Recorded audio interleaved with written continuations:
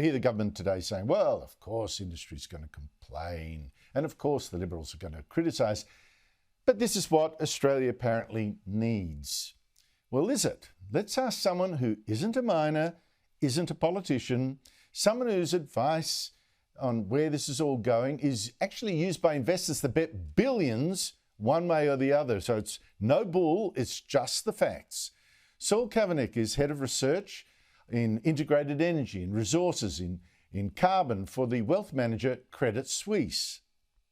Saul Kavonic, thank you so much for your time. The government's price cap on coal and gas, and then after a year setting a limit for what it calls reasonable prices. Will this actually work to cut our electricity bills? Look, it's highly unlikely to work.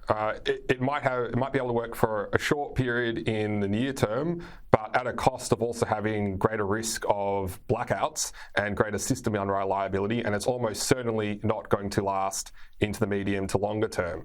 I mean, price fixing has been played with by many countries over the decades, and the only real certainty is it ultimately leads to no gas being made available at any price.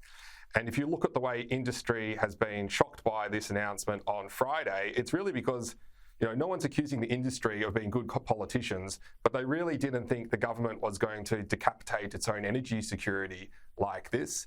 And they're placing a huge burden on the regulator. They're removing price signals, they're removing market signals. And I don't think the government departments and the regulators are actually up to it in terms of the capacity they have. And that increases the risk that we have a pile up in the gas sector and the power sector sometime over the next 2 years. That the likelihood of blackouts emerging is rising by the day from a possibility to a probability now before the next election. Look, you're right. You say price controls have been tried by a lot of countries, a lot of them starting with the capital C, communist countries. It's just extraordinary. It hasn't worked generally. I wonder why the government thinks it'll work now. Can you explain why this heightens the risk of blackouts? Look, so there's a few things here. So, I mean, first of all, when you cap prices, it actually increases gas demand, increases demand for the commodity, and it decreases supply. We are going to see now a strike on investment because there's no real reason for any gas company to invest in gas on the East Coast to make $12 when you can invest somewhere else and make $50. And also because there's so much trust that has been broken down with the government by this surprise policy that they're worried that $12 today could become $5 tomorrow. So that's the one thing. But the second thing is it mutes the price signal. So if you think about it, it's why would you put gas away today for a rainy day in winter? Well, you do it because you think the price will be higher in winter. Why will you move gas from where it's produced in Queensland down to where it's needed at a manufacturing facility in the Melbourne suburbs? Well, it's because there's a price difference, but they've removed that price signal. And what you're seeing is actually already signs that we're going to see a withdrawal of market traders and participants to move that gas around. It's a very complicated system, and it's going to have to be replaced with something else, and that's the regulator, the Australian Energy Market Operator. And all of a sudden, the regulatory burden is huge. They have to basically decide almost everything in this market with no time to prepare. This whole process is being done with no consultation, 3 days until the legislation's being brought in, and the chance of, despite everyone's best intentions, something going wrong, not everything lining up, and the lights going out is now acute. I'll remind you, over the last few years, we've had a number of near misses, and it's only because of the cooperation of the gas industry to scramble gas at the last minute to get it where it's needed that we've avoided blackouts.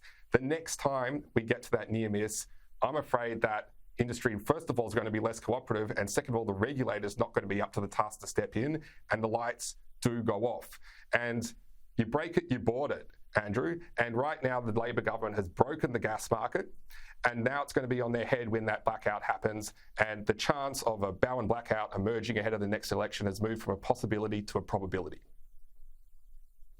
Strong stuff. Now, Saul, we seem to have a big problem that even the Prime Minister today admitted it sort of in passing, not quite realising what he was saying, I think, that we have been switching off our coal-fired generators without having replacements for them. Now, the Prime Minister just says, well, look, that, there was just a failing of the past Liberal government. I think it's more structural than that. When is it going to change where we have the replacements for the coal-fired generators that over the next 15 years will almost all be phased out? When will we have the safe 24-hour reliable energy to replace that? Well, I mean, that's a global issue, but Australia is facing it the same way. And look, it's all clear that there's an energy transition pathway and there is a move from fossil fuels to green energy generation. What doesn't make sense is why you get rid of the fossil fuels before the green energy is actually there. And this takes time to do. I'll give an example in Europe where obviously the focus has been for energy this year. Just to replace the Russian gas that's been turned off into Europe, yes, you can replace it with wind and solar and so on, but you would need to use all the wind turbine manufacturing capacity in the world for decades just to replace the Russian gas into Europe. And that assumes there is no spare capacity left for anywhere else in the world. So you actually need to build the capacity in renewables as well. And there's just the logistical timeframes to make this happen, never mind the economics, where there's still some challenges obviously on that front too. And what doesn't make sense is to be shutting down what works today before you've got the future actually readily available. But that is unfortunately the path that Australia is going down, following some of our counterparts in other parts of the world like Europe. And what it tends to do is result in supply shortages, stretching the energy system, increased risks of energy and gas and coal rationing.